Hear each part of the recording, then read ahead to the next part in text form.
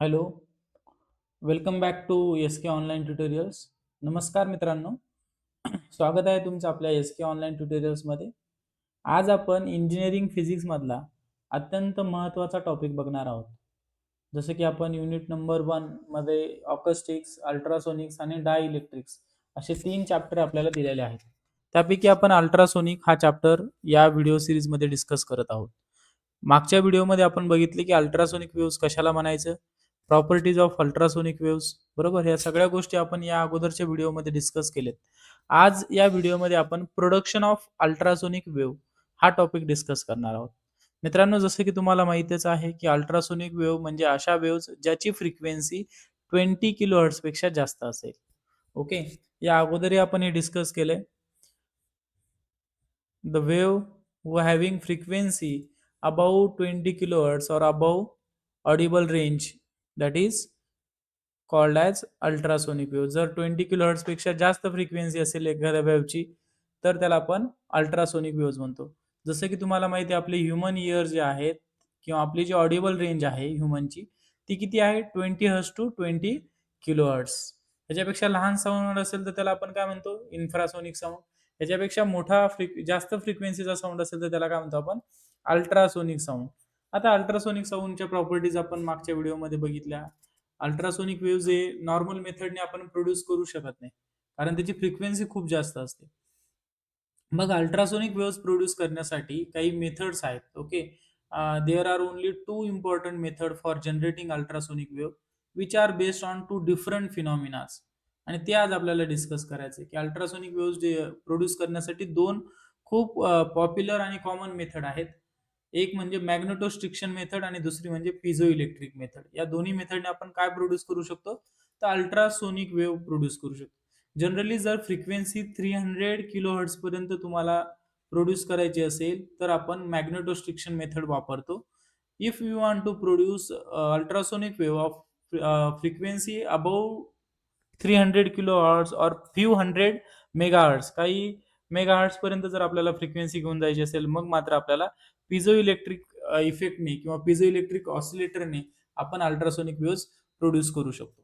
तर आजच्या या व्हिडिओमध्ये आपण मॅग्नेटोस्ट्रिक्शन मेथड आणि मॅग्नेटोस्ट्रिक्शन इफेक्ट स्टडी करणार आहोत. जसं की मी तुम्हाला आत्ता सांगितलं की मॅग्नेटोस्ट्रिक्शन मेथड ही अल्ट्रासोनिक वेव्ह प्रोड्यूस करण्यासाठी यूज केल्या जाते.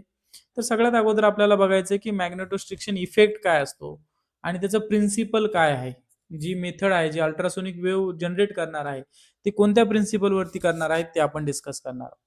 मित्रांनो, आणखीन एक गोष्ट, हा टॉपिक एक्झाम पॉईंट ऑफ व्ह्यूने सुद्धा खूप महत्वाचा आहे. युनिव्हर्सिटी एक्झाम मध्ये जर तुम्ही सगळे प्रिव्हियस इयर क्वेश्चन पेपर बघितले, तर कंपल्सरी तुम्हाला या दोन पैकी एक मेथड विचारलेली असते एक्झाम मध्ये. Either they ask you the production of ultrasonic wave by magnetostriction method or explain the production of ultrasonic wave by piezo electric method. म्हणजे हमखास या दोन्हीपैकी एक क्वेश्चन आपल्याला एक्झाम मध्ये बघायला मिळतो. म्हणजे एक्झाम पॉईंट ऑफ व्ह्यूने तर महत्वाचाच आहे. तर आपण एक्झाम पॉईंट ऑफ व्ह्यूने सुद्धा आणि नॉलेज पॉईंट ऑफ व्ह्यूने सुद्धा या ज्या दोन्ही मेथड्स आहेत त्या डिटेलमध्ये आणि मराठीमध्ये डिस्कस करणार आहोत. तर हा व्हिडिओ शेवटपर्यंत बघा आणि शांततेने ऐकून घ्या, आणि या नोट्स नंतर तुम्ही व्हिडिओ संपल्यानंतर स्क्रीनशॉट काढून नोट डाऊन करू शकता. अशा प्रकारे तुमचा एक क्वेश्चन सुद्धा प्रिपेअर होईल आणि तुम्हाला चांगल्या प्रकारे ही मेथड कळेल, अशी अपेक्षा या व्हिडिओमध्ये मी व्यक्त करतो. सो चला, जास्त वेळ न घालता आपण बघूया मॅग्नेटोस्ट्रिक्शन इफेक्ट काय असतो. सो मित्रांनो, इथं तुम्हाला दिसत असेल स्क्रीनवरती, मॅग्नेटो म्हणजे मॅग्नेटिक फील्ड. ओके, या वर्डला जर आपण ब्रेक केलं, मॅग्नेटोस्ट्रिक्शन, तर मॅग्नेटो मीन्स मॅग्नेटिक फील्ड आणि striction is a Latin word ज्याचा अर्थ असा होतो की small change in its length. Okay, magneto म्हणजे मॅग्नेटिक फील्ड आणि स्ट्रिक्शन म्हणजे स्मॉल चेंज इन लेंथ. म्हणजेच जेव्हा एखादा फेरोमॅग्नेटिक मटेरियल जसं की आयर्न, निकेल असा एखादा जर रॉड असेल, फेरोमॅग्नेटिक रोड हा मॅग्नेटिक फील्ड मध्ये ठेवला जातो, तेव्हा लेंथ मध्ये थोडासा बदल होतो त्या रॉडच्या, आणि यालाच आपण मॅग्नेटोस्ट्रिक्शन इफेक्ट म्हणतो. बघा, सोपं आहे की नाही मित्रांनो प्रिन्सिपल याचं. ओके, तर एक्झाम मध्ये सगळ्यात अगोदर आपण मॅग्नेटोस्ट्रिक्शन इफेक्टचं प्रिन्सिपल लिहिणार, आणि प्रिन्सिपल खूप सोपं आहे, जे मी तुम्हाला आता सांगितलं. Wien ferromagnetic rod like or ferromagnetic material like iron or nickel is placed in alternating magnetic field, the rod expand and contract along its length for each half cycle of alternating current. This result in vibration of the rod, and this phenomena is called as magnetostriction effect. जसे की आपल्याला माहिती आहे sound is nothing but the vibrations. Okay, sound is one of the form of energy and which is generally due to the vibration of any material or object. तर आपल्याला ultrasonic wave produce करायचं म्हणजे काय करायचं मित्रांनो, आपल्याला vibrations generate करायच्यात. आणि व्हायब्रेशन्सच्या किती असल्या पाहिजे, ग्रेटर दॅन 20 किलो हर्ट्स. जर greater than 20 kilo hertz vibration generate झाले तर आपण म्हणू शकतो की आपण तिथे अल्ट्रासोनिक वेव्ह तिथे जनरेट होणार आहे. त्याच्यासाठी आपण मॅग्नेटोस्ट्रिक्शन मेथड बघत आहोत. हे आहे मॅग्नेटोस्ट्रिक्शन मेथडचं प्रिन्सिपल. त्याच्यामध्ये तुम्ही अशी डायग्राम काढू शकता. इथे मॅग्नेटिक फील्ड तुम्ही शो करू शकता. दोन इलेक्ट्रोमॅग्नेट नॉर्थ आणि साऊथ, त्याच्यामध्ये हा एक फेरोमॅग्नेटिक रॉड तुम्ही ठेवलेला आहे. आणि जेव्हा याला मॅग्नेटिक फील्डमध्ये ठेवता तेव्हा याची काय होत असते, थोडीशी लेंथ चेंज होते, एक्सपांड होते आणि कॉन्ट्रॅक्ट होतो. हा रॉड काय होत असतो, एक्सपांड होत असतो आणि कॉन्ट्रॅक्ट होत असतो. आणि एक्सपान्शन कॉन्ट्रॅक्शनमुळे काय होतं मित्रांनो, व्हायब्रेशन्स प्रोड्यूस होतात. आणि या व्हायब्रेशन काय करतात, नंतर अल्ट्रासोनिक वेव्हजला जनरेट करतात. सो बेसिकली हे झालं मॅग्नेटोस्ट्रिक्शन इफेक्टचं प्रिन्सिपल, जे तुम्ही एक्झाम मध्ये लिहू शकता. आता मॅग्नेटोस्ट्रिक्शन मेथडच्या प्रिन्सिपलवरती आधारित मॅग्नेटोस्ट्रिक्शन ऑसिलेटर बनवलेला आहे. आणि ऑसिलेटर काय करतं, तर हे ऑसिलेटर आपल्या अल्ट्रासोनिक वेव्हज प्रोड्यूस करण्याचं काम करतं. तर याचे दोन पार्ट आहे मित्रांनो. एक कन्स्ट्रक्शन, अशा प्रकारे हा सेटअप असतो. इथे तुम्हाला स्क्रीनवरती त्याची डायग्राम दिसत असेल मॅग्नेटोस्ट्रिक्शन ऑसिलेटरची. मी तुम्हाला याची डायग्राम, कन्स्ट्रक्शन आणि वर्किंग हे तीनही एक्सप्लेन करेल. आणि सोबतच एक्झाम मध्ये हे कसं लिहायचं ते पण मी तुम्हाला at the end of video सांगणार आहे. तर सगळ्यात अगोदर मित्रांनो तुम्ही प्रिन्सिपल लिहा मॅग्नेटोस्ट्रिक्शन इफेक्टचं. त्यानंतर मॅग्नेटोस्ट्रिक्शन ऑसिलेटर अशी हेडिंग टाकून कन्स्ट्रक्शनच्या अंडर तुम्ही ही डायग्राम ड्रॉ करू शकता. ओके, तर कन्स्ट्रक्शन मध्ये बघा मित्रांनो, तीन गोष्टी आपण करतो. आता कन्स्ट्रक्शन बघूया. ही डायग्राम तुम्ही बघताय, याच्यामध्ये एक निकेल रॉड घेतलेला आहे. हा एक्स वाय जो दिसतोय तुम्हाला, हा काय, nickel rod. Nickel is a ferromagnetic material. त्यानंतर रॉडला काय केलेलं आहे, डीसी करंटने पोलराइज केलं जातं मित्रांनो. त्यानंतर या रॉडच्या दोन बाजूंना कॉइल्स असतात. L1 कॉइल इथे तुम्हाला दिसत असेल आणि L2 कॉइल. आता ही L1 कॉइल जी आहे ती प्लेट सर्किटला कनेक्ट असते आणि L2 कॉइल जी आहे ती ग्रीड किंवा इनपुट सर्किटला कनेक्ट असते. अशा प्रकारे इनपुट सर्किट आणि एक प्लेट सर्किट तुम्हाला ड्रॉ करायचं आहे. सर्किटमध्ये एक व्हेरिएबल कॅपॅसिटर असतो जो तुम्हाला दिसत असेल C1, जो फ्रिक्वेन्सी ऍडजस्ट करण्याचं काम करतो मित्रांनो. आता whole arrangement act as a valve oscillator. आता याची वर्किंग जी आहे ती आपण स्टेप बाय स्टेप बघूया. सगळ्यात अगोदर काय होतं मित्रांनो, की प्लेट करंट कॉइल L1 मधून फ्लो होतो आणि रॉड मॅग्नेटाइज होतो.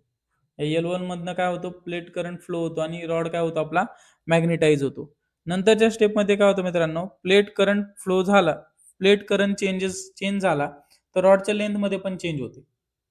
ओके, जो रॉड आहे त्याच्या लेंथ मध्ये काय होणार आहे, चेंज होणार आहे. स्मॉल एक्सपान्शन अँड कॉन्ट्रॅक्शन होणार आहे बिकॉज ऑफ मॅग्नेटोस्ट्रिक्शन इफेक्ट. आपण बघितलं ना, मॅग्नेटोस्ट्रिक्शन इफेक्ट काय असतो, की जेव्हा फेरोमॅग्नेटिक रॉड आपण एखाद्या मॅग्नेटिक फील्ड मध्ये ठेवत असतो तेव्हा त्याचा रॉड एक्सपांड होतो आणि कॉन्ट्रॅक्ट होतो, म्हणजे त्याच्या साईज मध्ये चेंज होतो आणि त्याच्यामुळे आपल्याला व्हायब्रेशन्स मिळतात. तर जसं या प्लेट करंट मध्ये चेंज झाला तसा रॉड सुद्धा काय होईल, व्हायब्रेट व्हायला चालू होईल. आणि रॉड लेंथ चेंज झाल्यामुळे कॉइल L2 मध्ये मॅग्नेटिक फ्लक्स चेंज होतो आणि त्यामुळे मित्रांनो L2 EMF इंड्यूस होतो. आता हा इंड्युस्ड EMF वॉल सर्किटने अँप्लिफाय केला जातो. म्हणजे एक अँप्लिफायर सर्किट असते आणि तो अँप्लिफाय करण्यात जातो. अँप्लिफाय म्हणजे मित्रांनो स्ट्रॉंग केला जातो त्याचं सिग्नल आणि पुन्हा कॉइल L1 मध्ये फीडबॅक केला जातो. इथून परत या सर्किट मधून हा कॉइल अँप्लिफाय होईल करंट आणि हा कुठे फीड केला जाईल, कॉइल L1 मध्ये. जेव्हा रॉडची व्हायब्रेशन फ्रिक्वेन्सी नॅचरल फ्रिक्वेन्सीला मॅच होते तेव्हा रेझोनन्स असं सर्किट हे कंटिन्यू चालत राहील. जेव्हा रॉडची फ्रिक्वेन्सी ही नॅचरल फ्रिक्वेन्सीला मॅच होईल तेव्हा रेझोनन्स ऑकर होतो. रेझोनन्स म्हणजे मॅक्झिमम स्पीडने तो रॉड काय होणार आहे, व्हायब्रेट व्हायला चालू होणार आहे. आणि आपल्याला स्ट्रॉंग व्हायब्रेट झाल्यामुळे काय होईल, या व्हायब्रेशन्समुळे आपल्याला स्ट्रॉंग अल्ट्रासोनिक वेव्हज मिळतील याच्या रॉडच्या एंडला. ओके, सो ही अशा प्रकारे त्याची वर्किंग आहे. त्याच्यानंतर त्याचा फॉर्म्युला सुद्धा तुम्ही लिहू शकता फ्रिक्वेन्सीचा, की frequency ultrasonic frequency natural frequency of the rod हा फॉर्म्युला आहे F is equal to N/2L under root of Y by rho, where Y is the Young's modulus, rho is the density, L is the length of rod. Okay, आणि electric oscillator frequency या सर्किटची frequency कोणत्या फॉर्म्युलेने दाखवणार तुम्ही? 1/2 pi under root of 1/LC. आता हा formula इथे का सांगतो, कारण ह्या फॉर्म्युल्यावरती बेस्ट न्यूमरिकल सुद्धा एखाद्या वेळेस एक्झाम मध्ये विचारलं जाऊ शकतं. तर अशा प्रकारे आपण मॅग्नेटोस्ट्रिक्शन मेथडने अल्ट्रासोनिक वेव्हज जनरेट करतो. आता एक्झाम मध्ये कसं लिहायचं बघा. तुम्हाला एक्झाम मध्ये क्वेश्चन कसा असेल, explain the production of magnetostriction sorry ultrasonic wave by magnetostriction method. आता तुम्हाला मॅग्नेटोस्ट्रिक्शनचं इफेक्टचं प्रिन्सिपल जर विचारलं असेल तर अगोदर लिहून घ्या. Just put heading magnetostriction effect principle. आणि प्रिन्सिपल तुम्ही लिहू शकता इथे 2 लाईन मध्ये. When ferromagnetic material like iron or nickel is placed in a magnetic field, the rod expand and contract along its length for each half cycle of alternating current. This results in vibration of the rod and this phenomena is called as magnetostriction effect. अशा प्रकारे हे principal तुम्ही लिहा. त्यानंतर ही diagram तुम्ही draw करू शकता. आणि मॅग्नेटोस्ट्रिक्शन ऑसिलेटर मध्ये तुम्ही काय करू शकता की कन्स्ट्रक्शन आणि वर्किंग. त्याच्यामध्ये मी तुम्हाला सांगितलं होतं की अगोदर ही डायग्राम ड्रॉ करा. डायग्राम ड्रॉ करताना अगोदर हा निकेल रॉड ड्रॉ करा, त्याला 2 कॉईल वाउंड करा, L1 आणि L2.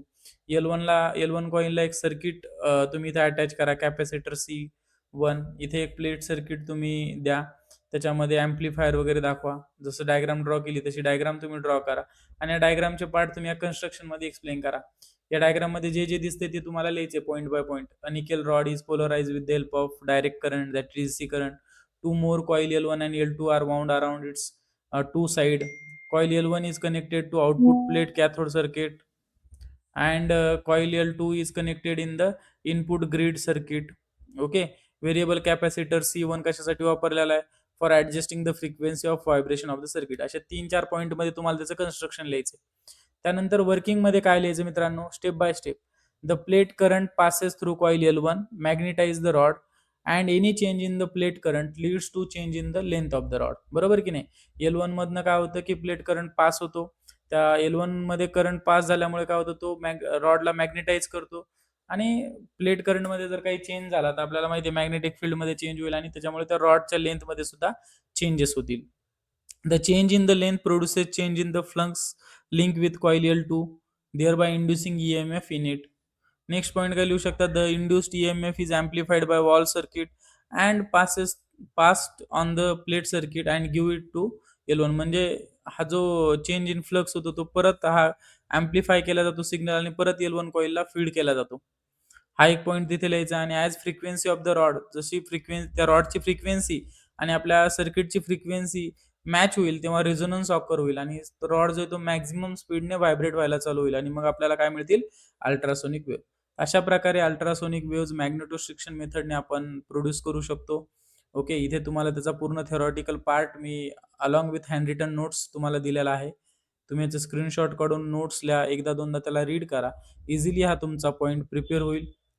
आय होप हा व्हिडिओ तुम्हाला मॅग्नेटोस्ट्रिक्शन इफेक्ट आणि ऑसिलेटर समजून घेण्यासाठी युजफुल ठरला असेल. मित्रांनो, व्हिडिओ आवडला असेल तर नक्की आपल्या व्हिडिओला लाईक करा. नवीन असताल तर चॅनलला सबस्क्राईब करा. आणि तुमचे काही सजेशन्स असतील तर नक्की कमेंट बॉक्समध्ये लिहायला विसरू नका. So thank you for watching this video.